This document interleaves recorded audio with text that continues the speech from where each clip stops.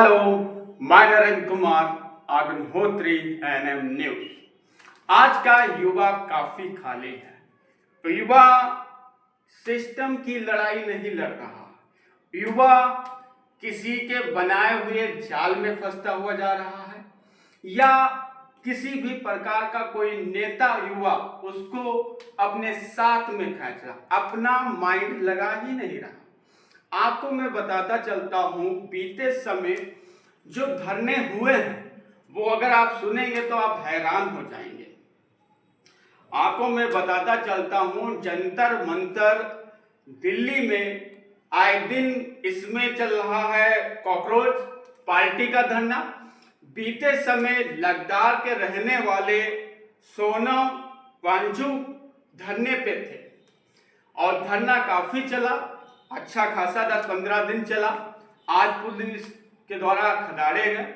और आपको मैं बताता चलता हूं, जो धरने चल रहे हैं वो अभिजीत के हों, वो सोनम वांगचुक के हों, जो भी धरने चल रहे हैं, इसमें सिस्टम से पहले इस चीज को समझे कि सोनम वांगचुक है क्या। आपको बता दें, सोनम वांगचुक कांग्रेस नेता, विधायक, कैबिनेट मंत्री इनके पिताजी रहे हैं जो सोनम वांगचुक हैं।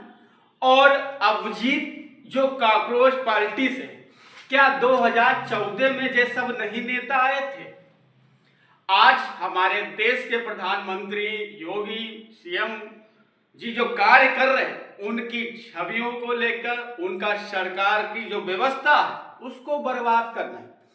जहां पर पहले भी दिल्ली में कई आबादी काफी है, उसमें लाखों लोग जाते हैं, क्या उस दिल्ली की अर्थव्यवस्था नहीं खराब होगी? भीड़ भाड़ से माहौल खराब नहीं होगा? हमें किसी भी प्रकार का कोई भी बात करना हो तो हम लोग वार्तालाप कर सकते हैं, अपने जिला स्तर हम लोग ज्ञापन दे सकते हैं, लेकिन किसी जगह पर लाखों आदमी अगर पहुंच जाए तो उस जगह का स्थान पूरा एक भीड़ से भर जाएगा। उसी को लेकर जो सोनम वांगचुक है, इनका जीवन राजनीतिक नेताओं को देखते हुआ है। और आपको बताना, 3 इडियट में जो आपने सुना होगा वांगचुक की बातें, उसको लेकर आमिर खान ने भी कहा है कि इनसे हमारा कोई भी इस विषय में इसका कोई भी नाता नहीं। ये झूठी अफवाह चलती रही और इस पर वांगचुक ने कुछ भी नहीं कहा। ना ये वैज्ञानिक है, ना इन्हें 3 इडियट का जो किरदार वांगचुक है वो इन पर आधारित है। कुल मिलाकर इन्होंने अपने देश में स्कूल चलाया था जिसमें विदेश से इन्होंने फंडिंग ली थी, और वो भी स्कूल दोनों बंद हो। इन्होंने शिक्षा पे तो काम किया था, लेकिन इन्होंने विदेश से फंडिंग की थी, लेकिन वो स्कूल बंद हो गया। जब अनलीगल कागज या इस प्रकार की चीजें पाई गई तो स्कूल बंद कर दिया। इनके घर में इनके पिता राजनीतिक से आते हैं। और आजकल आपको बता दें, जंतर मंतर में लोग जिस प्रकार के नेता निकल के आए, जैसे कुछ पहले आपने केजरीवाल को भी जंतर मंतर में देखा होगा, अन्ना हजारे के साथ क्या हुए, मंत्री बन गए दिल्ली के। क्या किया उन्होंने?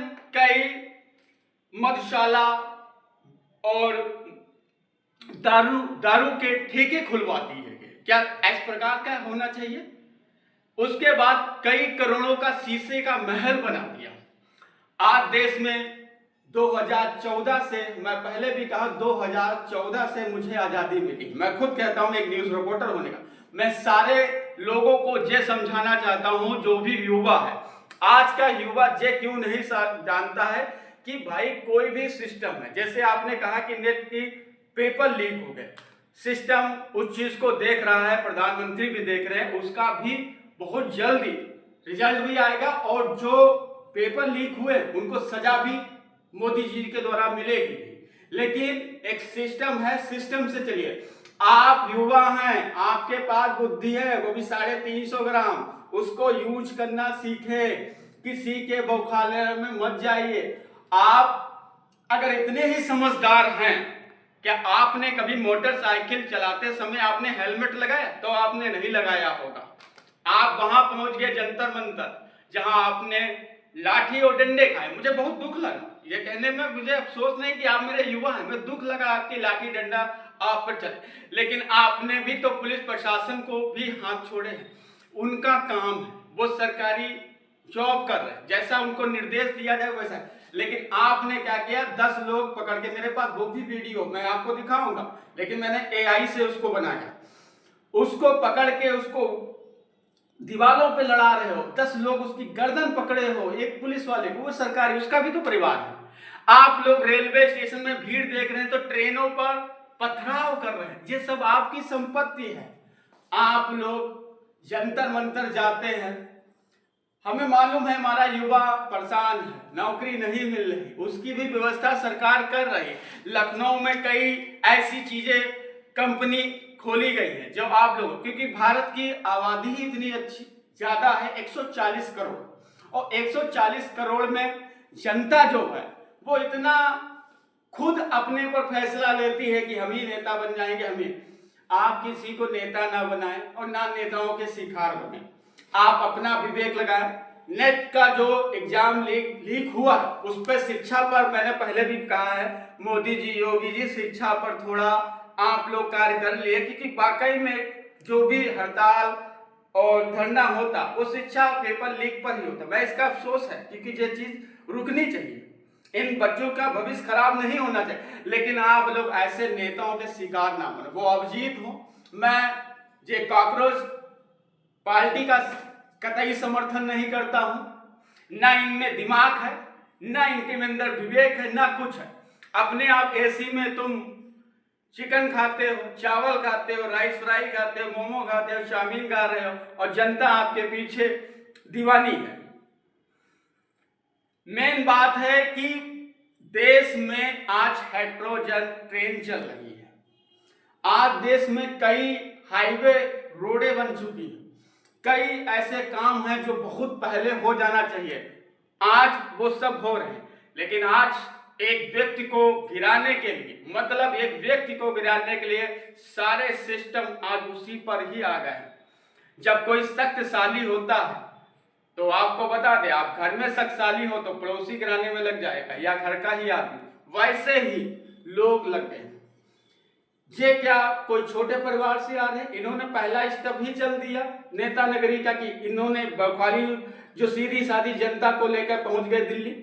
इनका खुद एक राजनीतिक नेता के संबंध रहा, वो भी इनके पिताजी कैबिनेट मंत्री थे और विधायक थे। अब जीत एसी में गाड़ी पे चलते हैं और जनता धूप में मरती है। यहां पर ये भी तो लगा, आजकल बहुत से रास्ते हैं, आप लोग अपने हुनर, मेरा मेन मन सरकारी और प्राइवेट से नहीं, मैं कोई सरकारी जॉब से भी नहीं, मेरा मेन उद्देश्य है कि जिस चीज में आपका मन लगे उसकी चीज को आप लोग करिए। शायद वही जो मन लगा है जिस काम में, वही आपकी रोजी रोटी बन जाए, ये भी हो सकता है। लेकिन आदमी सरकारी, चलिए सरकारी के लिए भी एक प्रोसेस है, सरकार उस पर भी कर रही है, कई कंपनी यहाँ लगा रही है भारत के अंदर, वो भी आए। लेकिन आप देखिए जंतर मंतर के जो क्लिप मैं आपको दिखाना चाहता हूं और जो आप लोग नहीं देख पाए, आप वो देखिए। दिल्ली में जिस प्रकार हुआ धरना, देख सकते हैं आप। अरे अभिजीत दीपके जी हैं आप? अरे तुम ही हो कॉकरोचों के सेनापति। ओहो, कोई बात नहीं, कोई बात नहीं, इसी गाड़ी में बैठ के खाना खाओ बेटा। अभी थोड़ी देर पहले तुम ही बेहोश हो गए थे ना। कोई बात नहीं, ये तो बाहर चूतिया लोग खड़े हुए हैं, इन लोगों को खड़े रहने दो, ये तुम्हारी थाली की तरफ देख रहे हैं। अगर तुम छूटन छोड़ दोगे ना तो इसी पत्तल को चाटने बैठ जाएंगे ये। वैसे केजरीवाल ने तुम्हें सही ट्रेंड किया है। बाहर जो ये कीड़े मकोड़े खड़े हुए हैं गर्मी में भूखे प्यासे, अब इनको क्या दिलासा दोगे तुम? मेरी समझ में ये बात नहीं आ रही है। बेरोजगार और गरीब बच्चों के नाम पर तुमने जो आंदोलन खड़ा करके और ये एसी गाड़ी में बैठ करके आराम से खाना खा रहे हो ना, यही इन लोगों की किस्मत के साथ धोखा तुम कर रहे हो। इन लोगों के भरोसे के साथ तुम विश्वासघात कर रहे हो। हमें तो यह बात पहले ही मालूम थी कि तुम केवल यहां पर लोगों में अराजकता फैलाने आओगे। इनकी आंखें शायद तुम्हारी नौटंकी देख करके अब खुल जाएंगी, जो कि जरूरी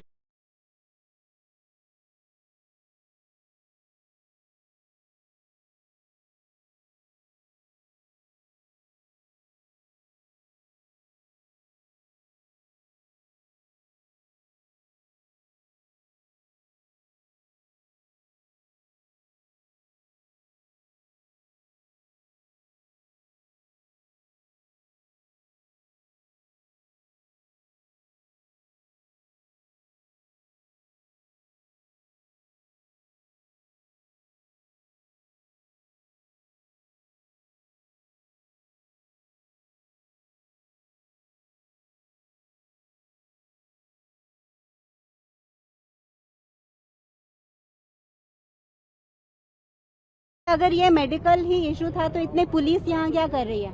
गीतांजलि जे आंगमो, ये नाम बीते कई दिनों से खबरों में है। सामाजिक कार्यकर्ता सोनम वांगचुक के अनशन के बाद से उनकी पत्नी गीतांजलि भी सक्रिय नजर आ रही हैं। जब सोनम को जंतर मंतर से सफदरजंग अस्पताल ले जाया गया तो वहां पहुंचने वाले शुरुआती लोगों में गीतांजलि भी थीं। 20 जुलाई को संसद मार्च के आह्वान से पहले गीतांजलि ने 19 जुलाई को कहा था कि अगर सांसद और नेता अस्पताल में सोनम से मिलें और उन्हें भरोसा दिलाएं कि वो संसद सत्र के दौरान शिक्षा में जवाबदेही का मुद्दा उठाएंगे तो सोनम सोमवार को अपनी भूख हड़ताल खत्म कर देंगे। गीतांजलि इससे पहले तब भी सक्रिय नजर आई थी जब सोनम वांगचुक को सितंबर 2025 में लद्दाख में संवैधानिक सुरक्षा और ज्यादा राजनीतिक स्वायत्तता की मांग को लेकर चल रहे विरोध प्रदर्शन के दौरान हिरासत में लिया गया था। उस समय स्थानीय संगठन लद्दाख को राज्य का दर्जा और संविधान की 6ठी अनुसूची में शामिल किए जाने की मांग कर रहे थे। प्रशासन ने आरोप लगाया था कि वांगचुक ने भीड़ को भड़काया, जिसके बाद उन्हें राष्ट्रीय सुरक्षा अधिनियम यानी NSA के तहत हिरासत में लिया गया था। उन्हें जोधपुर जेल भेजा गया। उनकी पत्नी गीतांजलि ने उनकी रिहाई के लिए लंबी कानूनी लड़ाई लड़ी। मार्च 2026 में वांगचुक को रिहा कर दिया गया। गीतांजलि आंगमो को सोनम वांगचुक का पिलर ऑफ सपोर्ट भी कहा जाता है, मगर गीतांजलि की अपनी पहचान भी है। गीतांजलि का जन्म ओडिशा के बालासोर में एक पंजाबी परिवार में हुआ था। बालासोर के सेंट विंसेंट कॉन्वेंट और केंद्रीय विद्यालय से स्कूली पढ़ाई करने के बाद गीतांजलि ने फकीर मोहन यूनिवर्सिटी से अप्लाइड साइंस में ग्रेजुएशन की। इसके बाद भुवनेश्वर के जेवियर इंस्टीट्यूट ऑफ मैनेजमेंट से मार्केटिंग एंड फाइनेंस में MBA की पढ़ाई पूरी की। गीतांजलि ने श्री सत्य Sai university for human excellence से एजुकेशन में डॉक्टरेट भी हासिल की है। गीतांजलि की पहचान लद्दाख के हिमालयन इंस्टीट्यूट ऑफ ऑल्टरनेटिव के को-फाउंडर के तौर पर भी है। इस संस्थान को साल 2017 में सोनम वांगचुक के साथ मिलकर उन्होंने शुरू किया था। 15 सालों का उनके पास कॉर्पोरेट में काम करने का अनुभव भी है।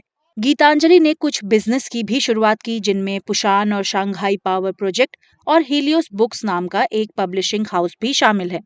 गीतांजलि की लिंक्डइन प्रोफाइल के मुताबिक वो ट्रांसफॉर्म इंडिया की भी फाउंडर हैं। गीतांजलि एक एजुकेशन कॉन्फ्रेंस में सोनम से मिली थीं और वहीं से दोनों करीब आए। गीतांजलि कराटे में ब्लैक बेल्ट और ओडिसी डांसर भी हैं। वो ऑक्सफोर्ड यूनिवर्सिटी की शेवनिंग स्कॉलर भी हैं।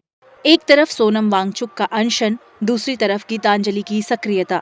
जब सोनम को सफदरजंग अस्पताल ले जाया गया था तब भी गीतांजलि सोनम के इरादों को लेकर अडिग नजर आई थी। गीतांजलि ने तब सोशल मीडिया प्लेटफॉर्म X पर लिखा था कि बिना उनकी अनुमति के सोनम को किसी तरह से खाना ना दिया जाए। गीतांजलि ने तब अस्पताल को जेल कहा था और ये भी कहा था कि उन्हें अस्पताल पर भरोसा। ऐसे ये लोग मार रहे हैं, ये तानाशाह सरकार है। गाली दे सकते हैं तो बहुत मादरचोद सरकार ये है। We will not back down. They cannot suppress our voice. We will fight for our rights. Situation grinds to a halt here. The crowd grew violent in support of the strike. Protesters severely thrashed a Delhi police officer as well.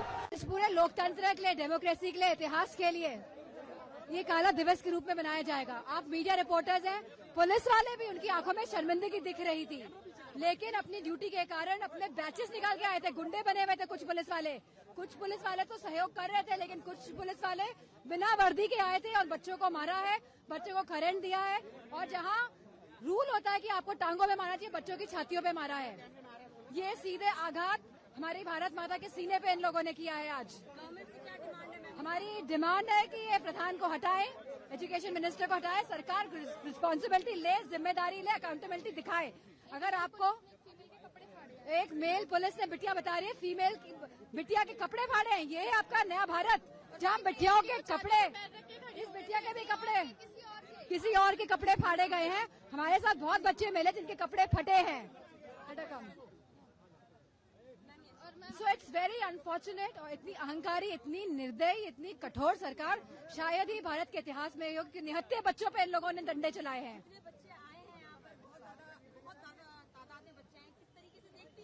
ये बच्चों का जोश था आज यहाँ, और मैं उन सभी बच्चों को सलाम करना चाहूंगी जिन्होंने इतना मतलब जोश दिखाया, इतने भाव के साथ आए यहाँ पे, अपनी बात को रखने आए ना। यहाँ पे दूर दूर से आए, प्रोटेस्ट करने आए, शांतिपूर्ण तरीके से आए ना।